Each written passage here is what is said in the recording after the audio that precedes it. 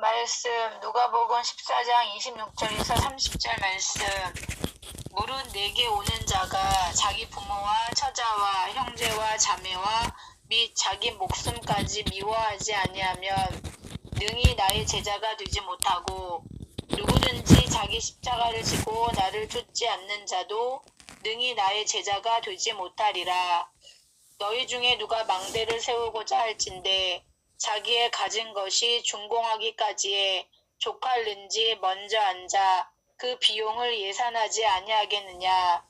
그렇게 아니하여 그 기초만 쌓고 능히 이루지 못하면 보는 자가 다 비웃어 가로되 이 사람이 역사를 시작하고 능히 이루지 못하였다 하리라. 아멘. 아멘. 감사합니다. 감사합니다. 네, 선포된 본문 말씀에 의해서 구원 성경의 여러 표현들 시리즈, 제자가 되는 길이라는 제목으로 오늘 두 번째 시간입니다. 이한드레 목사님께서 말씀을 선포해 주시겠습니다. 부탁드립니다. 아버지 하나님 감사합니다. 오늘도 계속 저희들이 함께 모였습니다. 부족한 저희들이지만 오늘도 주의 성령으로 충만케 하셔서 말씀을 통해 은혜 받게 하시고, 또 말씀을 중심으로 하나님께 나가 기도할 때 성령의 말할 수 없는 탄식으로 우리의 낙함을 도우셔서 여러 가지 기도의 제목들이 하나 앞에 상달될 수 있는 이 시간 되게 하시고, 수많은 기적들을 처소마다 나타날 수 있도록 인도해 주십시오. 연약한 종은 오늘도 부족합니다. 주님께서 입술을 주관해 주시고 순종하는 마음으로 서사오니 하나님께서 친히 역사해 주십시오. 예수님의 이름으로 감사하며 기도 올려옵나이다. 아멘. 아멘. 아멘. 샬롬, 반갑습니다. 구원 성경의 여러 표현들 시리즈, 오늘 두 번째로 제자가 되는 길, 그런 제목으로 함께 은혜를 나누겠습니다. 국내외 많은 저술가들이 제자인가 무리인가 이런 제목으로 책을 낸 것을 여러 번 보았습니다. 여러분도 아마 그런 제목의 책을 보셨을 텐데요. 그럼 왜 제자인가 무리인가 이런 책을 저술할까요? 이 제자와 무리가 다르다는 것을 알리려고 하는 그런 목적이죠. 우리가 무리가 되면 안 되고 제자가 돼야 된다. 제자와 무리는 다른 것이다. 이걸 알리려는데 그 목적들이 있는 거예요.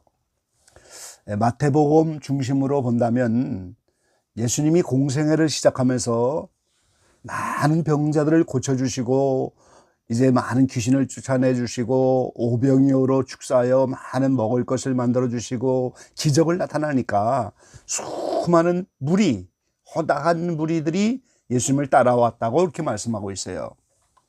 근데 마태복음 5장 1절에 보면은 많은 무리들이 예수님께 나오는데 예수님이 산에 오르셔서 제자들이 나온지라. 그래서 마태복음 5장에 있는 8단 진복을 비롯한 산상수훈 7장까지 말씀이죠. 그거는 제자들에게만 주신 말씀이에요. 그리고 8장 1절에 산에서 내려오니까 또다시 허다한 무리가 쫓으니라, 이렇게 말씀하고 있어요. 그래서 이 무리는 복음을 듣고 구원의 가능성을 가진 사람들, 구원의 대상자들. 근데 그들은 우선은 예수님이 병을 고쳐주시고 먹을 것을 주시고 기적을 나타내 주시고, 그래서 그 당시 로마의 식민지의 삶으로서 그 어려운 가운데 그들이 기다리는 육신적인 메시아가 예수님이 아닌가, 그래서 따라오는 자들이었어요. 그게 무리입니다. 근데 오늘 제자들은 무리와 다르죠. 예수님을 따르는 것은 같지만 그 제자들은 이 성경대로 말한다고 하면은 요한복음 15장 8절에 너희가 과실을 많이 맺으면 내 아버지께서 영광을 받으실 것이요 너희가 내 제자가 되리라. 말씀을 들으면 말씀의 열매를 많이 맺어야 되고, 성령을 받았으면 성령의 열매를 많이 맺어야 아버지께 영광을 돌리고 비로소 그때 내 제자가 될 것이라고 이렇게 말씀하고 있는 거예요. 마태복음 16장 24절에도 이에 제자들에게 이르시되 아무든지 나를 따라오려거든 자기를 부인하고 자기 십자가를 지고 나를 쫓을 것이니라. 누구든지 제 목숨을 구원코자 하면 잃을 것이요 누구든지 나를 위하여 제 목숨을 잃으면 찾으리라 그랬어요. 이 제자들은 예수님을 따라가면서 자기를 부인하고 자기 목에 태인 자기 십자가를 지고 주님을 쫓아야만 한다는 거예요. 그런가 하면 마태복음 26장 18절에 보면 이 가룟 유다는 배반하여 이제 죽고 11 제자가 부활 승천하시는 그 예수님 앞에 나갔을 때 그 예수님이 이제 모든 권세를 너희들에게 주니까 모든 족속으로 제자를 삼아라. 이 제자 되는 사람들은 또다시 제자를 삼아야 되는 사람들이에요. 이렇게 오늘 제자들은 열매를 맺어야 되고 자기를 부인해야 되고 자기 십자가를 져야 되고 이제 제자들을 삼아야 되고, 근데 반면에 여러 가지 또 특권을 주시기도 하시죠. 오늘 모든 족속으로 제자를 삼아라 그러면서 내가 너희와 항상 세상 끝날까지 함께 있겠다고. 그래서 이 제자들은 주님이 늘 함께하는 사람들이에요. 그리고 요한복음 14장 13절로 14절에 보면은 너희가 내 이름으로 무엇을 구하든지 내가 시행하리니 이는 아버지로 하여금 아들로 인하여 영광을 얻으시게 하려 함이라. 내 이름으로 무엇이든지 내게 구하면 내가 시행하리라.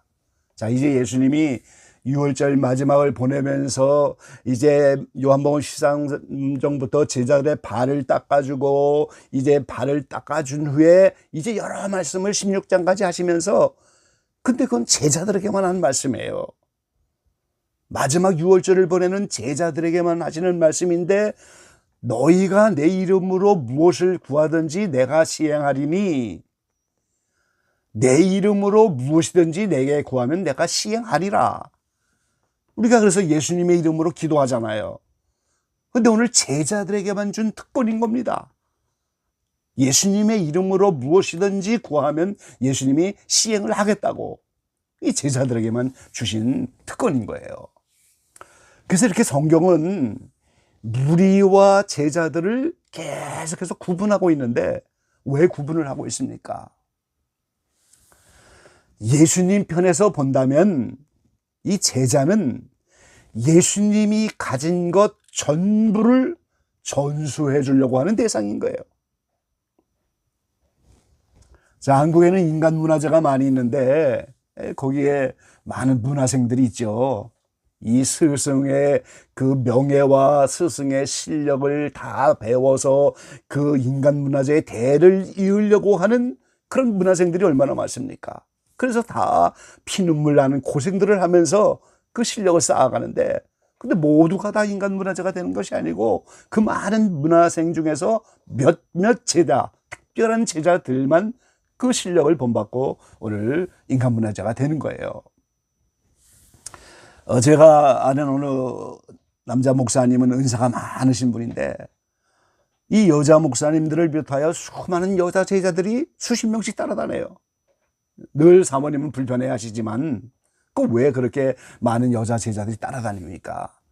그 목사님이 가진 은사를 좀 전수받아 보려고, 그게 좀 전이 되기를 바라서 그래서 따라다니는 거예요.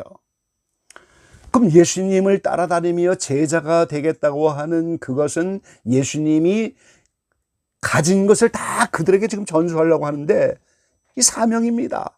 예수님이 병 고치고 귀신 쫓아내고 천국 복음을 전파하는 것처럼 제자들도 이제 똑같이 나가서 병도 고치고 귀신 쫓아내고 천국 복음을 전파해야 되고, 그리고 예수님이 가지고 계신 영원한 하나님의 생명.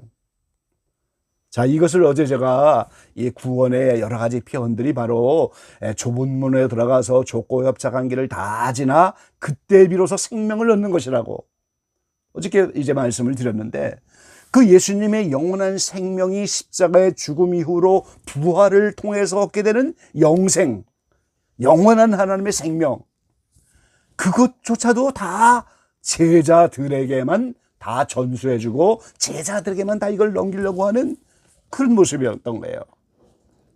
그래서 이 구원은 영원한 생명을 얻는 것인데 그것이 참 제자가 돼서 그걸 받는 그런 길인 거예요. 그래서 바울은 빌립보 4장에 어찌하든지 예수님의 죽음을 본받아서 부활에 이르려고 한다고, 지금까지 달려왔던 건 다 잃어버리고 앞에 있는 목표 오로지 부활에 그 영원한 하늘의 상급을 받으려고 부활을 향하여 표대를 향해 달려간다고, 그 하나님의 영원한 생명, 예수님이 전수하고자 하는 그 영원한 영생의 생명, 그거를 얻으려고 쫓아가는데 그게 바로 참 제자의 길이고 그것이 바로 구원이라고 하는 겁니다. 자, 오늘 본문 가운데도 오늘 우리가 26절부터 물은 내게 오는 자가 그러면서 이 제자들의 가는 길을 말씀해 주셨는데, 앞에 있는 25절에 보면은 허다한 무리가 함께 갈새, 지금 많은 무리가 쫓아오는데 예수님이 그 무리를 향하여 그 중에서 참 제자가 되는 길이 무엇인가를 오늘 말씀해 주고 있는 거예요. 그래서 26절에는 오늘 내게 오는 자가 자기 부모와 처자와 형제와 자매와 및 자기 목숨까지 미워하지 않으면 능히 나의 제자가 되지 못하고, 27절에는 누구든지 자기 십자가를 지고 나를 쫓지 않는 자도 능히 나의 제자가 되지 못하고, 그리고 계속해서 33절 말씀에 보면 누구든지 자기의 모든 소유를 버리지 아니하면 능히 나의 제자가 되지 못하리라. 이 참 제자가 되는 길을 보여주셨어요. 그럼 여기서 부모와 처자와 형제와 자매와 및 자기 목숨까지 미워하지 않으면 내 제자가 되지 못한다고 했는데, 이 자기 목숨이 뭡니까? 나의 육신적인 이 목숨을 말하는 것이 아니고 나의 옛사람의 목숨을 말씀하는 거예요. 지금 자기를 부인해야 된다 하는 자기라고 하는 것이 옛사람의 정체입니다. 성경은 이것을 육신이라고 말해요. 아담 이래로 타락하여 유전적으로 다 성령 받기 이전의 사람, 죄를 짓다가 멸망당하는 이 사람의 정체가 육신이에요. 그래서 육신대로 살면 반드시 망한다고, 하나님을 기쁘시게 할 수 없다고 로마서에 말씀하셨죠. 그래서 여기서 말하는 자기 목숨은 옛사람을 말하는 것이고 성령 받지 못한 육신의 사람을 말하는 것이고, 자기라고 하는 그 자기, 이것을 우리가 전부 자기 목숨이라고 하는 거예요. 그래서 오늘 나 자신의 옛사람, 그거를 미워해야 되고 부모와 형제와 처자와 자매의 그 사람들의 옛사람을 미워하여 다 함께 새 사람으로 구원을 받아야 되는데, 그 옛사람은 죄만 지는 인생이잖아요.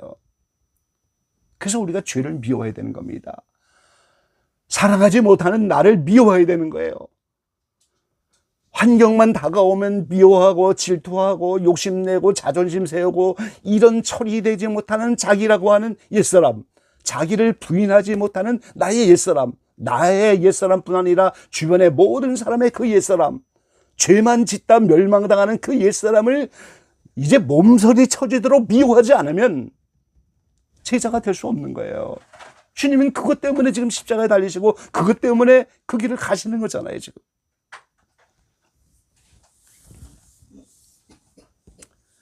제자가 되려면 여러 가지 기도가 응답되는 특권도 주시고, 제자가 되면 너희와 항상 함께 하겠다고 하는 특권도 주시고, 그렇지만 여전히 참 제자의 길을 가려면 인간 문화재를 전수받으려고, 명창이 되려고 산에서 바다에 가서 피눈물 나는 연습을 하고, 여러분 전문가가 된다는 게 얼마나 어렵습니까? 이 피겨 선수 하나가 이제 메달을 따고 전문적으로 우승을 하고 이러려면 그 어느 피겨 선수의 발을 보니까 이 발 뒤꿈치가 전부 성한 데가 없어요. 어느 놈에 성한 데가 없어요. 어느 분야의 전문가가 된다고 하는 것은 이렇게 피눈물 나는 연습을 통하지 않고 되지 않는 거예요. 그럼 오늘 저와 여러분은 어떠한 사람들입니까? 무리가 아니잖아요.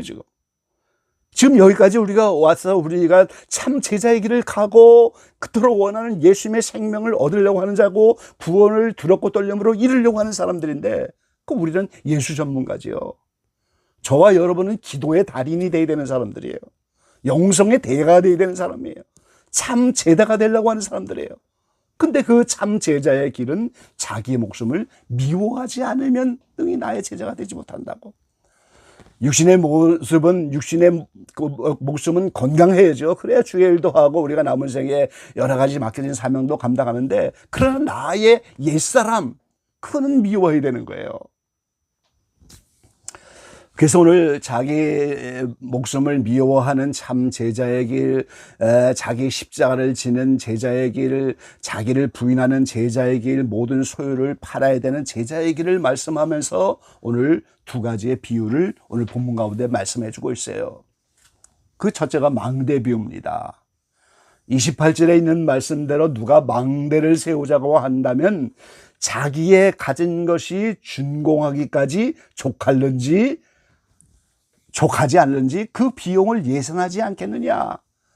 그렇지 아니하고 기초만 쌓고 이루지 못하면 보는 자가 다 비웃어 이 사람이 역사를 시작하고 능히 이루지 못하였다 하리라. 그럼 오늘 우리가 참 제자가 되는 길이 망대를 세우는 건데, 오늘 내가 가진 비용으로 그것을 준공하기까지 넉넉한가? 이걸 시작만 해놓고 끝내지 못하는 것이 아닌가? 끝내지 못하면 비웃음을 당하죠. 그리고 또 하나의 비유가 이어서 나오는 31절 말씀처럼, 어느 임금이 다른 임금과 싸우는데 자기가 가진 군대는 1만이에요. 저쪽에는 2만입니다. 그럼 대적할 수 있을까? 헤아리지 않겠느냐? 이거는 1만 대 2만으로 싸움이 되지 않는구나. 그러면 어떻게 하겠어요? 몰린 동안에 사신을 보내어 화친을 청할지니라. 여기에 하나님이 참 제자가 되는 길에 지혜를 주신 거예요. 자, 이제 적군은 2만 군대입니다. 나의 옛사람 죄를 짓게 하는 이 원수마귀와 죄는 얼마나 강한지 2만 군대와 같고, 이것을 이기려고 하는 나의 모습은 1만 군대처럼 싸울 수가 없는 거예요. 자, 우리가 당한 여러 가지 현실 속에서 육신의 병들고 고통당하고 이런 산적한 문제에 우리가 스스로 이길 수가 없어요. 그 화친을 청하라는 게 뭐예요? 2만 군대를 가진 악령들과 화친을 청하는 것이 아니에요. 자, 하나님이 욥을 사탄에게 붙이신 것처럼 사울에게 악신을 들리게 해서 이제 다윗이 수금을 킬 때마다 그 부리시는 악신이 떠나가게 한 것처럼 이 악령들도 다 하나님이 부르시고 하나님의 피조물에 불과한데, 그 악령을 부르시고 환경을 우리에게 보내주시고 욥을 사탄에게 붙이셨던 그 하나님이 바로 2만 군대를 가진 분 같아서 그 하나님과 화친을 청해서 그 하나님께 가서 은혜를 청하라는 거예요. 내 힘으로는 지금 이 병을 이길 수가 없고, 내 힘으로는 이 죄 문제를 해결할 수가 없고, 내 힘으로는 나를 부인할 수가 없고, 매일 결단만 하지 실제는 그렇게 하지 못하는 이 연약한 내가 하나님께 은혜를 청해서 하나님과 화목해야 된다는 거예요. 그 예수님의 친구가 되어야 된다는 거예요. 그래서 예수님과 비밀을 나누고 예수님과 정말 약속대로 동행하고, 이래서 그 예수님과 친구가 되고 하나님과 화목하면서 이렇게 은혜를 청해야 되는데, 이게 다 뭡니까? 기도로 풀어야 할 것들인 거예요. 기도하지 않고 어떻게 하나님의 뜻을 우리가 알 수 있겠어요? 기도하지 않고 어떻게 빛든 삶을 살 수가 있겠어요? 아까도 잠깐 우리가 일찍 모였을 때 마리아 목사님 간증을 들었어요. 김 권사님의 간증도 들었어요. 그 목사님이 이렇게 40대에 20일 금식을 할 때 큰 연약한 모습이었지만 금식을 하고 나니까 놀라운 은혜를 받았다는데, 그 하나님이 은혜를 주셔갖고 이런 기적의 방향에 사역을 할 수 있도록 지금까지 역사하셨습니다. 그러니까 오늘 이 전부가 하나님께 은혜를 청해서 2만 군대를 이길 수 있도록, 이제 망대를 다 세울 수 있도록, 참 제자가 될 수 있도록, 이게 하나님께 은혜 청해야 되고 하나님과 화목해야 되고 예수님과 친구가 돼야 되고 전부 기도로 풀어야 할 삶들인 거예요. 오늘 기적의 방의 모든 지체들이 자, 우리 스스로는 기도하기 어렵죠. 그러나 오늘 하나님이 우리에게 정한 시간을 주시고 이 모임을 통하여 이제 강제로라도 기도할 수 있는 은혜의 자리를 주셨어요. 그래서 오늘 저와 여러분은 무리에 속하지 않고 예수님이 떡을 주셨기 때문에 따라가는 것이 아닙니다. 단순히 병만 고쳐줬다고 따라가는 게 아니에요.